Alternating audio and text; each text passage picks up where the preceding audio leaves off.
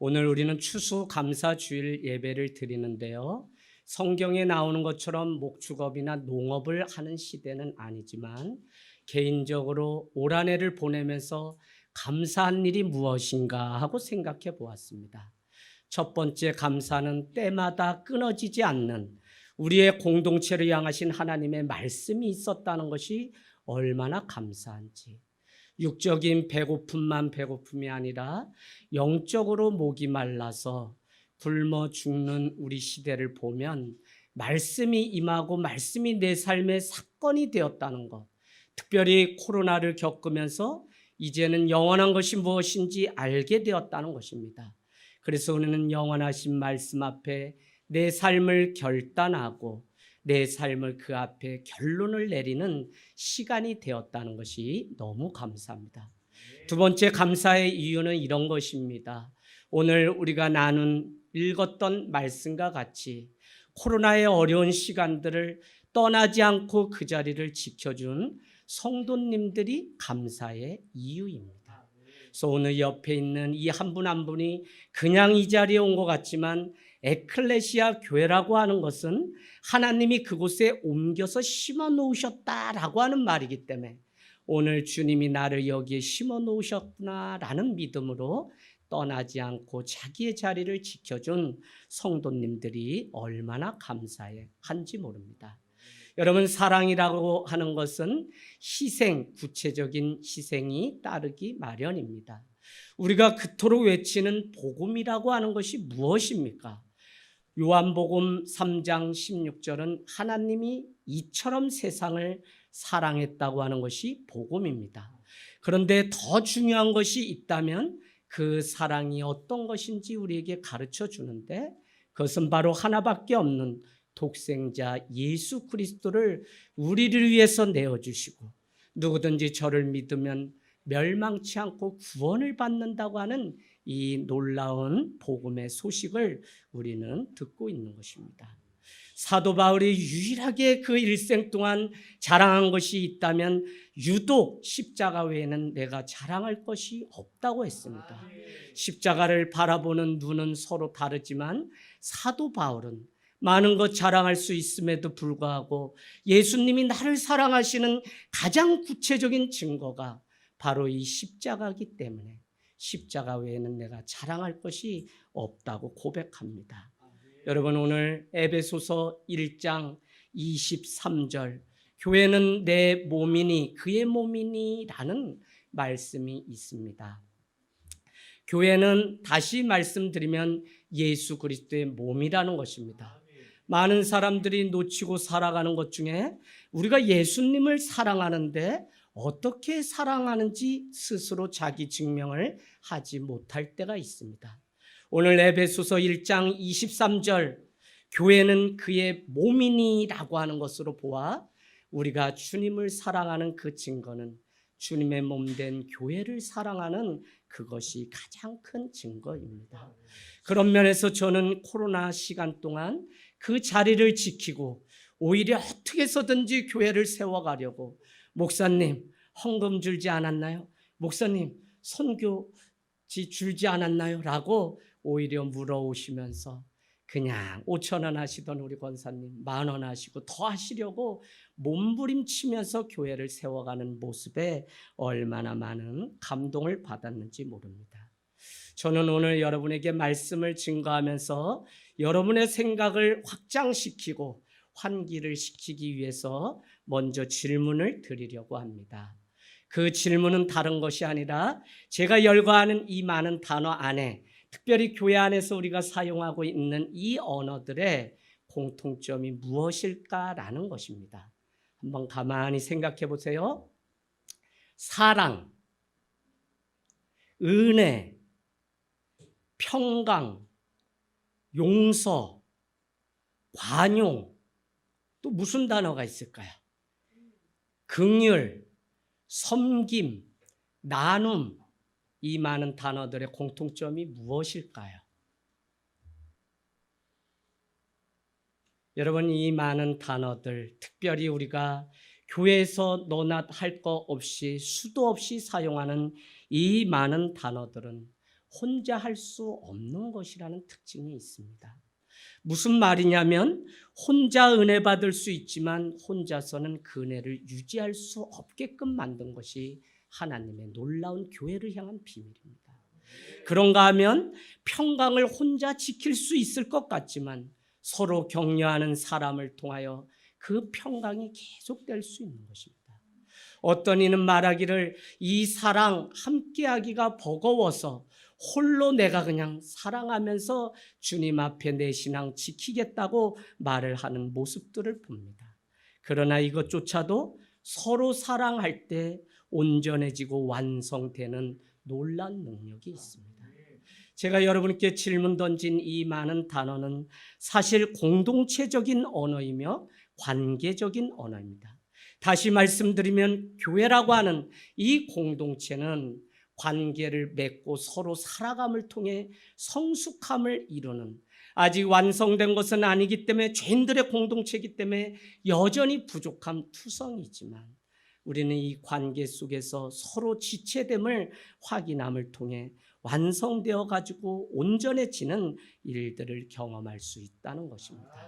여러분, 오늘 빌레몬서는 60년, AD 60년에서 62년 복음을 전하다 감옥에 갇힌 사도 바울이 쓴 편지입니다.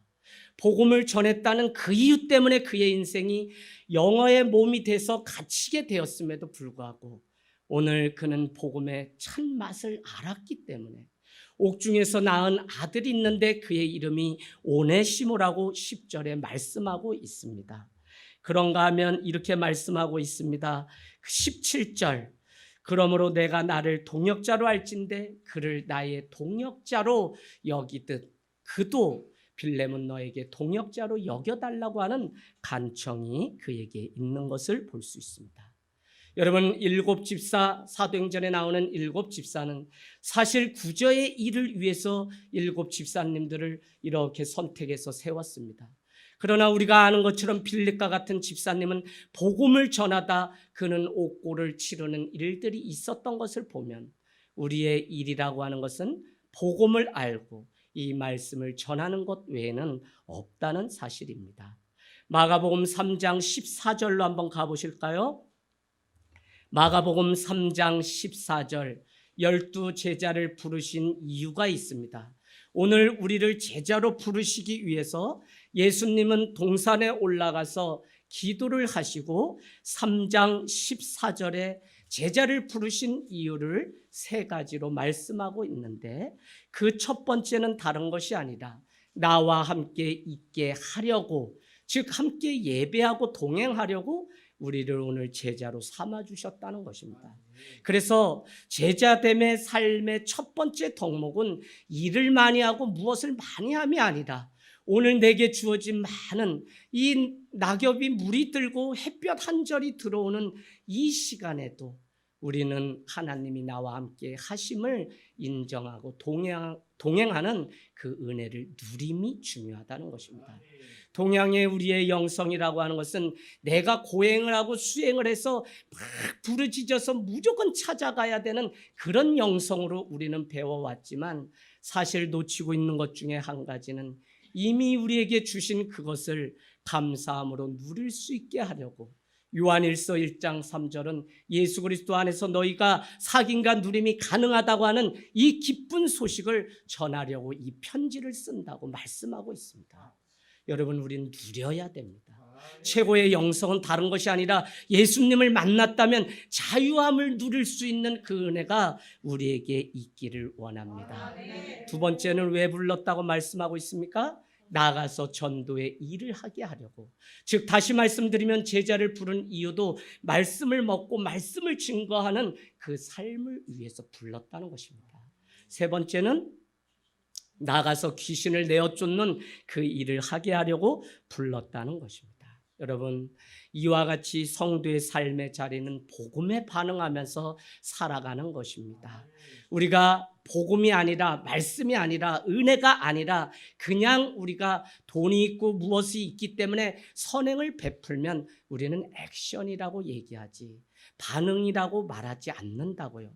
반응이라고 하는 리액션은 믿음이란 무엇이라고 했습니까? 은혜 때문에, 오늘 들려진 말씀 때문에 반응을 보이는 그것이 진짜 믿음. 그래서 오늘 사도 바울은 자기가 만난 이 복음을 알게 되자 그는 자기의 삶을 함부로 사용할 수 없기 때문에 기억 고혹 중에 갇힌 그때에도 오네시모라고 하는 자에게 복음을 전했던 것을, 그래서 때를 얻든지 못 얻든지 나가서 말씀을 전하라고 하는 이것이 우리에게 크게 들려서 정말 하늘 땅 교회가 유람선이 아니라 복음을 전해서 영혼을 살리는 구조선이 되기를 주님의 이름으로 부탁을 드립니다. 아멘. 여러분, 내 삶이 이와 같이 바뀌는 시간이 예배고, 오늘 말씀이 들려지면 카이루스의 이 하나님이 내 귀에 크게 들려서 내 삶을 송두리째 변화시키는 사건이 되기를 원합니다. 한밤에 주님을 찾아왔던 니고데모는 질문합니다. 내가 어떻게 영생을 얻을 수 있냐는 것입니다. 그랬더니 예수님이 물과 성령으로 거듭나지 않고는 하나님의 나라에 들어갈 자가 없다고 말씀하셨습니다. 여러분, 그랬더니 뭐라고 반응합니까? 그 변화가 외적인 변화인 줄 알고, 이 나이에 내가 어떻게 어머니의 태중에 들어가서 다시 태어날 수 있습니까? 라고 물었던 니고데모. 하지만 그는 요한복음에 쭉 보면 예수님의 오심을, 마지막 장례식을 준비하는 영적인 자녀로 거듭났다는 것은 그 내면이, 속사람이 예수 그리스도의 성령으로, 말씀으로 채워져서 새로운 인생을 살게 되었다는 것입니다. 여러분, 오늘 말씀 8절로 가볼까요? 옥중에서 복음을 전하고 낳은 아들이 오네시모, 유익이라는 뜻인데, 그 아들을 낳았는데 그의 사정을 들어보니 그는 주인 빌레몬에게 불의를 끼치고 달아났다가 로마 군인에게 붙들려서 어떻게 해요? 오늘 이 옥살이를 하고 있다는 이야기를 들었습니다. 그날부터 그는 복음을 전하게 되고 그 삶이 변화된 것을 보게 되자 이제 한 통의 편지를 써서 그의 주인이었던 빌레몬에게 용서해 줄 것을 간청하려고 한 통의 편지. 여러분, 제가 개인적으로 복음서 중에 가장 큰 복음을 빌레몬으로 치고 늘 묵상하고 눈을 감고 암기를 할 정도로 전도사 청년 맡을 때마다 52주씩 이 한 권, 한 장밖에 되지 않는 복음서를 통해 관계가 회복되는 많은 일들을 경험했습니다. 오늘 여러분 8절 가보세요. 8절에 마땅히에 표시를 해놓으십시오. 오늘 내가 한때 복음을 가르치고 복음을 나눴던 빌레몬 집사는 내가 마땅히 명령해서 오네시모라고 하는 자를 너가 아느냐? 그를 용서해달라고 말할 수 있음에도 불구하고 9절은 도리어에 표시해 놓으세요. 도리어 사랑으로 나는 간구한다는 것입니다. 여러분, 우리가 왜 공동체가 깨집니까? 마땅히 나는 요구할 것을 요구했다는 것입니다. 마땅히 내가 할 말을 했다는 거예요. 마땅히 부부 사이가 왜 멀어져요? 바로 그런 거죠. 마땅히를 요구하기 때문에. 그러나 인생이 깊어지고 살면 도리어 사랑으로 간구하며 나를 예쁘게 봐주세요. 나를 이해해 주세요. 나를 용서해 주세요. 그래서 참된 건강한 교회는 형제의 단점이 크게 보이는 것이 아니라 장점이 크게 보이고, 단점이 보이거든 그 문제가 나의 문제라고 여기고 덮을 수 있는 사랑만 있고 복음만 있다면 우리가 승리할 수 있는 줄로 믿습니다. 여러분, 9절은 자기 자신을 낮추되 10절은 이렇게 사도 바울은 자신을 낮춥니다. 나 사도 바울은 나이가 많아 늙었지만 오늘 이 한 통의 편지를 씁니다. 그러면서 뭐라고 또 얘기하죠? 예수 그리스도를 위하여 갇힌 자가 바로 나다라는 그 사실을 10절에 이야기합니다. 여러분, 오늘 예수 그리스도를 위하여 갇힌 이 사실을 누구나 알고 있음에도 불구하고 오늘 왜 이와 같이 이야기하고 있는 것입니까? 사실 오늘 이 편지를 받고 있는 빌레몬 너조차도 밖에서 자유의 몸으로 살아갈지 모르지만 우리는 세례를 받고 이제는 예수 그리스도를 위하여 갇힌 자로 살기로 작정한 한 형제가 아니냐는 이 사실을 언급하기 위해서 사도 바울은 오늘 빌레몬에게 나는 나이가 많고 나는 예수 그리스도를 위하여 갇힌 자가 되었다고 말씀하고 있습니다. 여러분, 그렇죠. 예수 그리스도를 위하여 갇혔다는 것은 예수 그리스도는 말씀이기 때문에 말씀 안에 내가 갇힌 것입니다. 그러고 보니 말씀으로 할 수 있는 일은 말씀으로 생명을 낳고 생명을 얻는 일 외에는 할 수 없습니다. 10절에서 13절로 가보실래요? 쭉 이야기를 하는데 옥중에서도 말씀이 임하니까 놀라운 한 사건이 일어났는데 너의 가정에 불의를 끼쳤던 오네시모를 만났는데 이곳에서 내가 갇힌 중에 복음으로 나았다고 10절은 말씀하고 있습니다. 그러면서 오네시모는 11절에 전에는 저가 무익한 자일 수 있으나 유익한 자로 존재의 변화가 일어났다고 말씀하고 있는 동시에 12절은 저는 내게 있어서 신복이라라고 그렇게 말을 하고 있습니다. 더구나 저를 내 곁에 두어서 나를 돕게 할 수 있지만 나는 그 일을 억지로 하지 않고 너가 자의로 승낙해서 일을 할 수 있도록 나는 기다린다라고 14절은 너의 승낙 없이는 내가 아무것도 하지 않는다고, 더구나 너가 이 오네시모를 용서해 줄 것을 안다고 말합니다. 어디로 가면 우리가 알 수 있냐면 21절, 나는 내가 너에게 편지하며 부탁한 것보다 더 순종하며 더 많은 일을 사랑으로 행할 것을 믿는다라고 하는 것이 사도 바울의 믿음입니다. 그렇기 때문에 오늘 14절은 너가 어차피 오네시모를 한 형제로 맞이하는 선한 일을 베풀 텐데 나는 그것이 너의 승낙 없이 너가 자의적으로 선택해서 그를 형제로 삼을 것을 믿는다고 그렇게 말을 하고 있습니다. 여러분, 오늘 이와 같이 할 수 있었던 것은 사도 바울이 복음을 정확히 만났기 때문에 그렇습니다. 복음은 우리가 전하는 것이 아니라 복음은 유앙겔리온, 소문입니다. 그래서 소문은 그냥 우리 안에 참이면 이것이 전달돼서 퍼져가서 누룩같이 모든 자가 들으면 됩니다. 그런데 오늘날 이 복음을 자꾸 가르치려고 해요. 아니요, 우리가 드러내는 신앙이 아니라 이 복음대로 살아가는 드러나는 신앙이 되면 이것은 이 오산을 떠나서 열방으로 복음이 소문이 나게 돼 있습니다. 그러면 누구든지 복음의 능력 앞에 돌아오는 역사가 있다는 것입니다. 그 복음을 만났던 사도 바울은 오늘 마땅히 명령할 수 있음에도 불구하고 도리어 사랑으로 강구하며 자기를 낮출 수 있는 데까지 낮춰서 제발 그를 선의를 베풀고 그를 한 형제로 믿음의 멍에를 맨 자로 그렇게 여겨줄 것을 이렇게 하고 있습니다. 그런데 그렇게 말한 이유가 15절로 가보실래요? 15절에 이런 표현이 있습니다. 내가 이와 같이 행하는 이유는 다른 데 있는 것이 아니라 오늘 내가 내 곁에 두고 싶고 너가 빨리 이 오네시모를 한 형제로 맞이하라고 명령할 수 있지만 그렇게 하지 않는 이유는 잠시 저가 설령 너가 받아줘서 내 곁을 떠난다고 할지라도 그를 내 곁에 영원히 두기 위해서 나는 오늘 이 한 통의 편지를 쓴다고 말을 하고 있습니다. 여러분, 신앙은 변하는 기다림이 없이는 안 돼요. 저를 믿어요. 저 사람이 변할 걸 믿어요. 우리 성도님이 반드시 변화돼서 하나님의 백성 주님의 제자로 살아갈 걸 믿어요. 저는 그 약속, 그것이 없다면 어떻게 약속과 성취 사이에 살아가는 우리가 기다릴 수 있냐고요.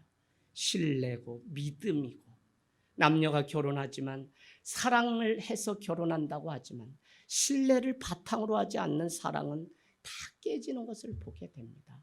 여러분, 오늘 자기의 뜻대로가 아니라 자기의 고집대로가 아니라 수도 없는 기다림을 통해 오네시모를 빌레몬이 받아줄 것을 간청하고 있는 것입니다. 오늘 16절로 한번 가보세요. 복음으로 낳은 아들 오네시모가 누구인지 16절, 그를 종 이상으로 이제 내 곁에 둘 자라고 그렇게 형제라고 소개하고 있습니다. 그런가 하면 17절은 사도 바울을 동역자로 알듯 오네시모를 영접하여 사도 바울과 같이 빌레몬아 그도 너의 동역자로 여겨달라고 간청하고 있습니다. 복음이 있기 때문에 그는 무례하지 않았고 복음이 있었기 때문에 그는 한 사람의 변화를 기대하며 오늘 기다리고 있는 것입니다.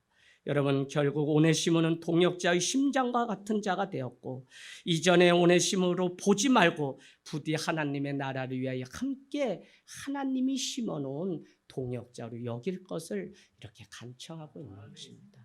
사람들은 내 모습의 현상을 보고 판단합니다. 저 사람 저래서 안 돼. 저 사람 저래서 안 돼. 그러나 하나님은 우리의 미래를 보시고, 예수님을 떠났던 요한복음 1장에 보면 형님 예수님을 메시아를 만났습니다라고 안드레가 얘기하자 시몬은 그냥 떠나게 됩니다.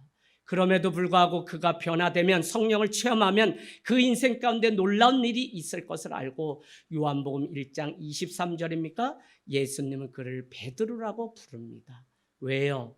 이는 장차 반석이라 라고 불렀다는 것입니다. 예수 그리스도가 그 삶 가운데 임하게 되면 누구든지 변하여 새 사람이 되기 때문에 우리는 그 영혼을 붙잡고 포기할 수 없고 그 영혼을 위해서 눈물 뿌려 기도하는 은혜가 우리에게 있는 것입니다. 여러분, 교회 안에 놓쳐버리고 잃어버린 것이 복음에 대한 열정, 영혼에 대한 열정, 나를 향하신 하나님의 이 열정이 십자가인 것을 우리가 놓치고 있기 때문에 본지수를 찾지 못하는 한국교회인 것을 우리는 가슴 아파하셔야 돼요. 말씀 있고 성령 있는데 왜 날지 못해요? 몸이 너무 무거워져서 그렇다니까요. 너무 먹었어요. 너무 아는 거 많아요. 그런데 정작 성령이 우리에게 주시는 이 말씀대로 순종해서 날 수 있는 교회나 성도가 없는 거예요. 목회자가 없는 거예요. 안타깝습니다. 사랑하는 여러분, 오늘 주님의 복음을 만나면 온전히 변화됩니다. 물론 변화되었다고 하는 이 사실은 수도 없는 자기 증명의 시간이 필요합니다. 다윗이 사무엘의 안수를 받고 왕이 되었지만 그는 전쟁터에 나가서 승리하기 전에는 왕으로 인정받지 못했던 자입니다. 때로는 억울하고, 때로는 내가 만난 예수를 전해도 남편이, 아내가, 시어머니가 아이고 네가 무슨 변해, 아주 매일 그렇지 라고 무시할 수 있습니다. 그렇기 때문에 수도 없는 시간을, 자기 검증의 시간이 필요합니다. 여러분, 21절, 나는 내가 순종할 것을 확신하고 내가 말한 것보다 더 행할 줄을 안다고 믿는 이 믿음이 사도 바울에게 있었다는 것입니다. 오늘 저는 왜 빌레몬서를 마치면서 1절에서 3절까지 수도 없는 사람의 이름을 열거했을까요? 바울이 등장하고 형제 디모데가, 또 세 번째는 우리의 사랑을 받는 자며 동역자인 빌레몬을 소개합니다. 그런가 하면 자매 아비아와 우리와 함께 병사된 자 아키뽀와 내 집에 있는 교회에게 편지를 한다고 이렇게 시작합니다. 여러분, 그냥 사람의 이름 다 생략하고 내 교회에게 편지한다라고, 하늘 땅 교회에게 편지합니다라고 하면 우리 성도들을 다 거기 안에 포함되는데, 사도 바울은 왜 수도 없는 이 많은 사람들의 이름을 열거하고 있는 것입니까? 이 사람들 사이사이에는 바로 은혜와 평강의 관계인 것을, 오늘 이 편지를 받아보는 빌레몬아, 너와 나 사이도 사실 하나님이 은혜를 주셔서 하나 될 수 있듯, 오늘 내가 간청하는 이 오네시모야, 너 사이도 육신적으로 너에게 불의를 끼치고 달아난 자 같지만 그 안에도 예수 그리스도의 보혈이 흐르고 그 안에도 예수 그리스도의 은혜가 있다는 사실을 가르쳐주기 위해서, 그래서 여러분, 수도 없는 이 많은 사람의 이름을 열거하고 지체의식을 가지고, 공동체의식을 가지고 서로 세워갈 것을 간청하기 위함이라는 것입니다. 물론 이 일은 3절에 보니까 은혜와 평강이 주장할 때 가능합니다. 사도 바울은 서로의 신학이라고 제가 명명하며 서로 용납하라, 서로 관용을 베풀어, 서로 짐을 지라, 서로 용서하라 등 17가지 서로가 등장하고 있습니다. 그런가 하면 사도 바울은 오늘 이와 같은 3절과 같이 우리 주 하나님과 예수 그리스도를 따라 은혜와 평강이 여러분에게 있기를 원합니다 라고 하는 인사말을, 그가 쓴 16권의 모든 서신서에 다 들어있는 것을 보게 됩니다. 여러분, 은혜와 평강이 어디로부터 옵니까? 바로 우리 주 하나님과 예수 그리스도를 따라 살 때만이 가능합니다. 오늘 우리가 이 예배를 통해 내 삶을 다시 점검하고 세상으로 파송받아 나갈 때 그냥 나가면 나가는 게 아니라 내 안에 은혜가 채워졌는지, 내가 수도 없는 관계 속에 하나님의 평강이 나를 주장하도록 살아가는 삶인지를 묻고 나가셔야 된다는 것입니다. 발걸음을 잠시 멈춰서서 이 주일 주님 앞에 나와 우리가 한 이름으로 멈춰서는 이 일은 얼마나 위대한 일인지 몰라요. 바쁘죠. 김장돼야죠. 그럼에도 불구하고 오늘 멈춰서서 이 복음 앞에 나를 주장하는 것이 은혜와 평강인지를 다시 한번 묻기를 원합니다. 여러분, 4절 사도 바울은 옥중에서 편지를 하는데 이렇게 얘기합니다. 제가 이 말씀을 오늘 전하고 싶은 거예요.